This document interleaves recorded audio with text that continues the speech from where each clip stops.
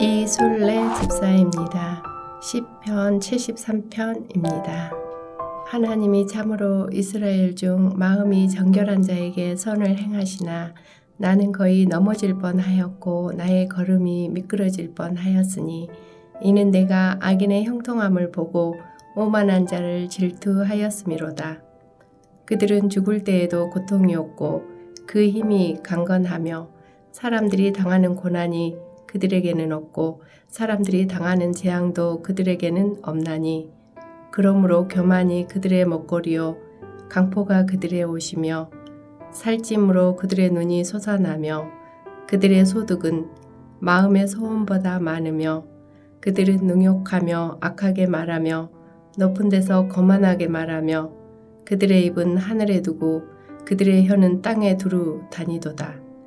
그러므로 그의 백성이 이리로 돌아와서 잔에 가득한 물을 다 마시며 말하기를 하나님이 어찌알랴 지존자에게 지식이 있으랴 하는도다. 볼지어다 이들은 악인들이라도 항상 편안하고 재물은 더욱 불어나도다. 내가 내 마음을 깨끗하게 하며 내 손을 씻어 무지하다 한 것이 실로 헛되도다. 나는 종일 재난을 당하며 아침마다 징벌을 받았도다. 내가 만일 스스로 이르기를 내가 그들처럼 말하리라 하였더라면 나는 주의 아들들의 세대에 대하여 악행을 행하였으리이다. 내가 어쩌면 이를 알까 하여 생각한즉 그것이 내게 심한 고통이 되었더니 하나님의 성소에 들어갈 때에야 그들의 종말을 내가 깨달았나이다. 주께서 참으로 그들을 미끄러운 곳에 두시며 파멸에 던지시니 그들이 어찌하여 그리 갑자기 황폐하게 되었는가 놀랄 정도로 그들은 전멸하였나이다. 주여 사람이 깬 후에는 꿈을 무시한 같이 주께서 깨신 후에는 그들의 형상을 멸시하리이다. 하늘에 계신 우리 아버지여 이름이 거룩히 여김을 받으시오며 나라가 임하옵시며 뜻이 하늘에서 이룬 것 같이 땅에서도 이루어지이다.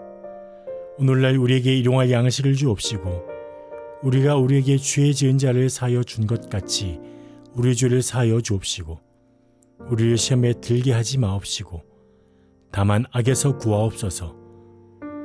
대개 나라와 권세와 영광이 아버지께 영원히 있사옵나이다. 아멘.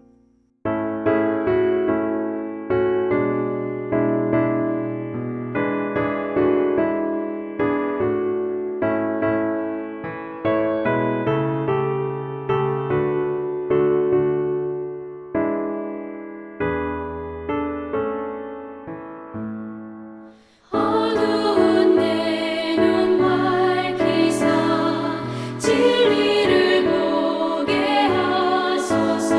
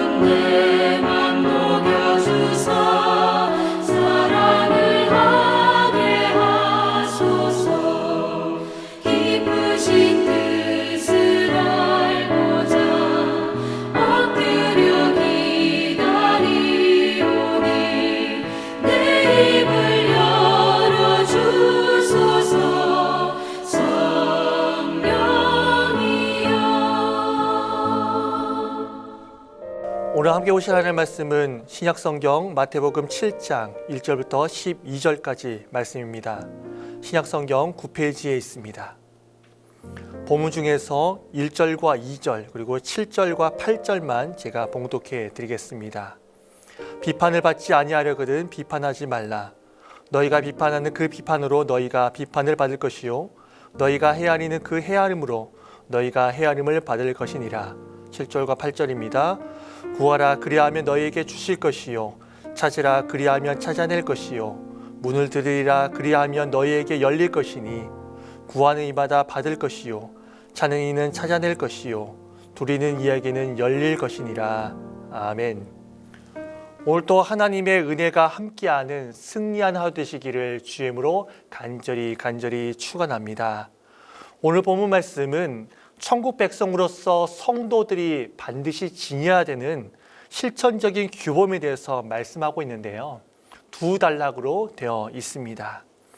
첫 번째 단락은 7장 1절부터 6절까지의 본문으로서 다른 사람을 함부로 판단하여서 비판하는 일을 지금 예수님께서는 금하고 계십니다. 여러분, 당시 유대 사회는 걸핏하면 율법과 자신들이 만든 종교로 인해서 이러한 것을 이웃을 비판하고 정죄하는 풍조가 만연하였습니다. 특히 종교 지도자들과 바리새인들을 보십시오. 자신들이 만든 규례와 율법과 또한 이런 종교적인 그런 규범을 가지고 예수님까지 비판을 하였습니다. 왜곡된 선민 사상에 젖어서 아브라함의 후손인 자신들만 천국에 들어갈 것이고 자신들을 제외한 이방인들은 천국에 들어가지 못하고 하나님의 무서운 심판이 함께할 것이다 라고 이렇게 이야기를 하였습니다. 또한 민족적인 우월감이 그들 가운데는 있었습니다. 그래서 우리가 잘 아는 요한복음 1장 46절 말씀 보면 이 나다넬이 예수님께서 나사렛 출신이다 라고 하는 이런 이야기를 듣고 어떻게 말합니까? 나사렛에서 무슨 선한 것이 날 수 있겠느냐 라고 하면서 깔보았습니다. 그렇게 예수님께서는 남을 비판하는 풍조에 물들어 있는 이런 의식을 버릴 것을 오늘 본문에서는 말씀하고 있는 것입니다. 그렇다면 예수님께서 지금 비판하고 계시는 말씀하시는 이 비판은 무엇을 말하는 것일까요? 모든 비판을 금하고 버릴 것을 지금 예수님께서는 말씀하지 않으셨습니다. 지금 예수님께서 비판하는 그 비판은요, 사람을 자신의 생각과 자신의 이성에 따라서 판단하고 구분하고 구별하는 그런 비판을 지금 금하고 있는 것입니다. 사랑하는 여러분, 요즘 우리 사회도 이렇게 자기 생각에 따라서 자신의 이성에 따라서 사람을 구분하고 구별하고 판단하고 비판하는 사람들이 얼마나 많은지 모릅니다. 직업에 따라서 사람을 구분합니다. 또한 지역에 따라서 사람을 구분합니다. 또한 어디 학교를 나왔느냐, 어디 출신이냐, 그리고 또한 남자나 여자냐라고 하는 것에 따라서 사람을 구분하고 구별하고 비판하고 판단하고 그렇게 한다라는 것입니다. 또한 사람을 다이아몬드 수저부터 시작해서 흙수저까지 이렇게 구분하지 않습니까? 그렇게 자신의 생각과 자신의 이성에 따라서 사람을 구별하고 판단하고 비판하는 이런 것들을 금하라 라고 이렇게 말씀하시는 것입니다. 또한 요즘은요, 유치원이라든지 어린이집 같은 곳에서도 우리 아이들이 우리 어떤 보면 그 친구들을 이렇게 직업과 그 부모가 어떤 직업을 가지고 있느냐, 그리고 어디에 사느냐에 따라서 상대방을 판단하고 비판하고 구별하고 구분하는 이러한 풍조까지 발생하고 있다라고 합니다. 그리고 이러한 현상이요, 세상에만 있으면 좋겠지만 이러한 풍조가 교회 안까지 들어왔다라는 것입니다. 자신의 기준과 생각을 가지고 성도들을 판단하고 구별하고 구분하고 어떤 비판하는 이러한 풍조가 교회 가운데도 들어왔다라는 것입니다. 지금 예수님께서는 이런 행위를 지금 하지 말라라고 말씀하는 것입니다. 사랑하는 여러분, 사람을 근본적으로 구별하고 차별하는 행위는요, 하나님께서 가장 싫어하는 행동이고 죄입니다. 여러분도 알다시피 모든 인간은요, 하나님의 형상에 따라서 창조된 사람들입니다. 가장 존귀하게 창조된 자들이 한 사람 한 사람이다라는 거예요. 그런데 하나님께서 창조하신, 하나님께서 그분의 형상대로 창조하신 이 인간을 비판하고 차별하는 것은요, 그를 만드신 하나님을 비판하는 것과 같습니다. 또한 이러한 행동은요, 사단이 가장 좋아하는 행동이라는 것을 기억하면서요, 사람을 구별하고 구분하고 비판하고 판단하는 것이 아니라 그 사람을 시기와 질투의 마음을 가지고 바라보는 것이 아니라 사랑의 마음을 가지고 바라봐야 되고 섬김의 마음을 가지고 바라봐야 된다라는 것입니다. 우리 가운데 이렇게 사랑의 마음을 가지고 또한 우리 가운데 이러한 섬김의 마음을 가지고 세상을 바라보고 서로를 바라보고 성도를 바라보는 우리 교회가 되시기를 간절히 축원합니다. 근데요, 주님께서 비판을 하지 말라라고 하셨다고 해서 모든 것을 비판하지 말라라고 하는 이런 뜻으로 생각해서는 결코 안 된다라는 것입니다. 여러분, 비판할 때는요, 비판을 해야 됩니다. 특히 이 시대에 살아가는 저와 여러분에게 있어서 바른 판단력과 바른 비판이요, 반드시 필요합니다. 즉 무엇이 선이고 무엇이 악인지 이 판단하는 이 판단과 비판력이 반드시 필요해요. 그리고 무엇이 진리인지, 그리고 무엇이 거짓인지, 그리고 무엇이 의고 무엇이 불의인지, 무엇이 하나님의 뜻이고 무엇이 세상의 뜻인지 판단하는 능력이 반드시 우리 가운데 있어야 된다라는 것입니다. 여러분, 이러한 비판력과 이러한 판단력이 없으면요, 올바른 신앙생활을 할 수가 없습니다. 우리 주님께서도 양의 옷을 입고 너에게 오는 늑대 같은 이 거짓된 자들, 거짓 선지자들을 너희들이 잘 판단하라 라고 말씀을 하셨습니다. 그렇기 때문에 성도들이 주 안에서 바른 판단력과 비판을 반드시 가져야 합니다. 그리고 우리가 이러한 바른 판단력과 바른 비판력을 가지고 있을 때 그것은 우리뿐만 아니라 교회에도 반드시 필요하다라는 것입니다. 또한 잘못된 비판과 판단은요, 자신과 이웃을 해롭게 만듭니다. 하지만 바른 비판과 바른 판단은요, 자신뿐만 아니라 교회를 살리고 이웃을 살립니다. 그렇기 때문에 우리는 주 안에서 올바른 판단력과 비판력을 반드시 가져야 합니다. 그리고 이러한 능력을 달라고 우리는 주님께 날마다 기도를 해야 합니다. 주님, 우리에게 이러한 바른 비판력과 바른 판단력을 주십시오 라고 우리는 매일매일 주님께 기도를 해야 된다라는 것입니다. 또한 7절부터 12절까지 본문에서는요, 예수님께서 제자들에게 기도의 원리에 대해서 지금 말씀하고 계십니다. 사랑하는 여러분, 우리는 예수 그리스도의 피로 천국 백성 그리고 하나님의 자녀가 된 자들입니다. 그런 자에게 우리 주님께서는 하나님의 자녀인 우리가 기도의 특권이 있음을 지금 말씀해 주고 있는데요.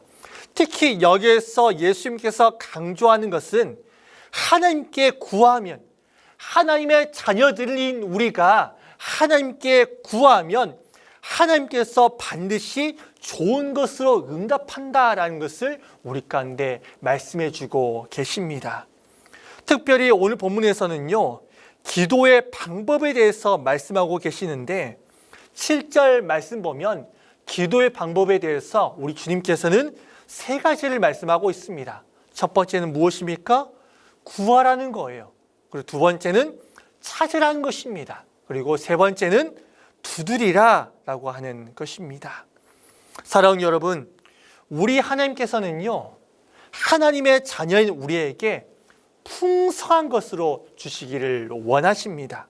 그리고 풍성한 것으로 주시기를 기뻐하시는 분이 바로 우리 아버지 되시는 하나님이시다라는 것을 분명하게 아시기를 바랍니다. 시편 31편 19절에서도요, 우리 하나님께서는 그의 자녀들에게 주실 것들을 쌓아놓고 계신다라고 말씀하고 계십니다. 그리고 구하는 자에게, 하나님을 찾는 자에게, 문을 두드리는 자에게 이 모든 것들을 우리 가운데 주시겠다라고 약속을 하셨습니다. 그렇기 때문에 여러분, 우리는 어떠한 자가 되어야 됩니까? 우리는 더욱더 구하는 자가 되어야 합니다. 그리고 더욱더 하나님을 찾는 자가 되어야 됩니다. 그리고 매일 천국문을 두드리는 자가 되어야 할 것입니다. 하나님께서는 당신에게 구한 성도들을 기뻐하시는 분이십니다. 그리고 가장 좋은 것을 주기를 기뻐하시고 즐거워하시는 분이십니다. 여러분, 육신의 부모도요, 자녀가 그에게 무엇을 구하면 너무나도 기쁩니다. 그래서 하나라도 더 주고 싶은 마음이 육신의 부모의 마음입니다. 하물며 육신의 부모도 그런 마음을 가지고 계시는데, 우리 영혼의 아버지가 되시는 우리 하나님 아버지도 하나님의 자녀인 우리가 구하고 또한 찾고 또한 두드릴 때 가장 좋은 것을 주시는 분이십니다. 그렇기 때문에 구하지 않는 것은요, 어떻게 보면 가장 큰 죄입니다. 그리고 가장 큰 교만이에요. 모든 것을 다 내가 할 수 있다라고 생각하는 가장 큰 교만입니다. 그리고 하나님은 모든 것을 주실 수 없는 분이다라고 생각하는 그러한 신앙을 가지고 있는 자입니다. 그렇기 때문에 여러분, 무엇을 우리가 해야 됩니까? 늘 구하는 자가 되어야 된다라는 것입니다. 또한 하나님께 기도하면 우리의 기도를 들으시고 가장 좋은 것을 주신다라고 하는 것은요, 우리가 늘 기도하는 생활을 해야 된다라는 것을 우리 가운데 말씀해 주고 있습니다. 사실 우리의 신앙생활은요, 기도 생활이다라고 해도 틀리지 않습니다. 왜냐하면 기도하지 않는 신앙생활은 없기 때문입니다. 그렇기 때문에 어떠한 성도의 믿음과 신앙의 그런 수준을 보기 위해서는 그 사람이 얼마나 교회 가운데 많은 그런 봉사를 하고 있느냐, 그리고 많은 일을 하고 있느냐, 얼마나 교회를 오래 다녔느냐, 그리고 그의 직분이 어떠한 직분이냐 라는 것으로 그 사람의 믿음과 그 사람의 신앙을 판단하기에 앞서서 무엇으로 판단해야 되냐면, 그가 얼마나 기도의 사람이냐, 얼마나 기도하고 있느냐, 매일매일 그의 삶 가운데 기도를 하고 있느냐, 매일 그의 삶 가운데 기도하는 시간이 얼마나 되느냐, 이것을 보고 그 사람이 얼마나 신앙이 뛰어난 사람인가, 그리고 믿음의 깊이가 얼마나 있는 사람인가 라는 것을 판단해야 된다라는 것입니다. 여러분은 어떠한 고민과 어려움을 가지고 이 영상을 보고 계십니까? 그 고민과 어려움을 한탄하기 전에 내가 얼마나 기도의 사람이었는가 라는 것을 먼저 좀 돌아보시기를 바랍니다. 그리고 먼저 기도의 사람이 되시기를 바랍니다. 기도의 사람은요, 설령 지금 잠시 잠깐 공경에 빠진다고 할지라도 반드시 승리합니다. 그리고 기도의 사람은요, 반드시 하나님께서 승리하게 하십니다. 말씀을 정리합니다. 사랑하는 여러분, 저는 오늘 성도들이 지녀야 할 규범 두 가지를 말씀드렸습니다.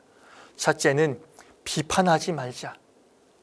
간절히 원하는 것은 우리 동명교회가 정말로 비판과 시기가 가득한 유대 사회와 같은 그런 교회가 아니라 하나님의 사랑과 은혜가 풍성한 교회가 되기를 간절히 원합니다.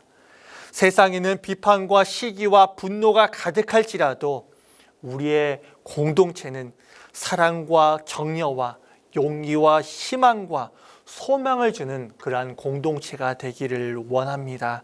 그리고 이러한 것을 우리만 간직하는 것이 아니라 세상에 흘러버리는 그러한 생명 공동체가 되기를 간절히 소망합니다. 또한 둘째, 늘 기도하는 사람이 되자. 사랑하는 여러분, 기도는요, 성도의 특권입니다.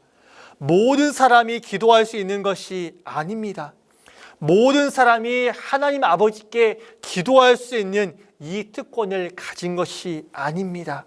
오직 예수 그리스도의 피로 거듭나고 하나님을 아버지라고 부르는 자만이 이 기도의 특권을 가질 수가 있습니다.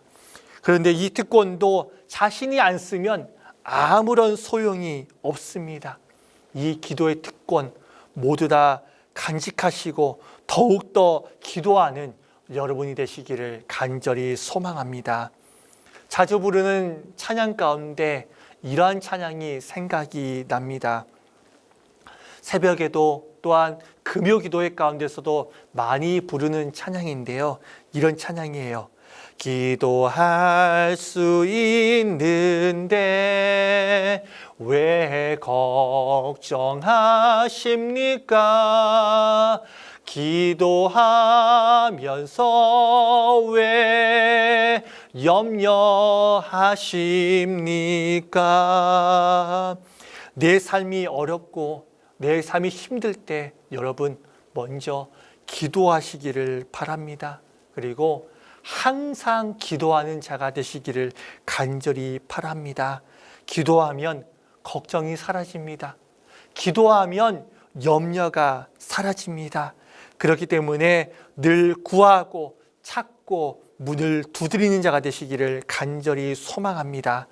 그런 자에게 하나님께서는 그의 기도와 그의 믿음을 기뻐하시고 그가 기도하는 모든 것들에게 가장 선하게 응답하시고 날마다 풍성한 은혜를 더할 것입니다. 늘 기도함으로 하나님을 기쁘시게 하고 또 우리에게 주시는 가장 좋은 선물을 받아 누리면서 인생을 그렇게 살아가시기를 주님으로 간절히 축원합니다. 기도하겠습니다. 하나님 아버지, 오늘 말씀을 통하여서 성도들이 지녀야 되는 규범 두 가지를 말씀해 주셔서 감사합니다. 먼저는 비판하지 말자. 하나님 아버지, 우리 자신이 그리고 또한 우리 교회가 비판과 시기가 가득한 유대 사회와 같은 그러한 내 자신이 아니라 그런 교회가 아니라 하나님의 사랑과 은혜가 풍성한 내 자신이 되게 하여 주시고 교회가 되게 하여 주시옵소서. 세상에는 비판과 시기와 분노가 가득할지라도 사랑과 격려와 용기와 희망을 주는 그러한 우리가 되게 하여 주시고 그러한 우리 공동체가 되게 하여 주시옵소서. 또 하나님 아버지, 늘 기도하는 자가 되게 하여 주시옵소서. 이 기도의 특권 아버지 하나님, 우리가 감사하면서 이 기도의 특권을 가지고 더욱더 기도하는 자가 되게 하여 주시옵소서. 기도할 때 하나님 아버지, 우리가 구하고 찾고 두드리는 모든 것 가운데 응답하여 주시고 가장 좋은 풍성한 선물들을 우리 모두 가운데 허락하여 주시옵소서. 감사드리며 예수님의 이름으로 기도드립니다. 아멘.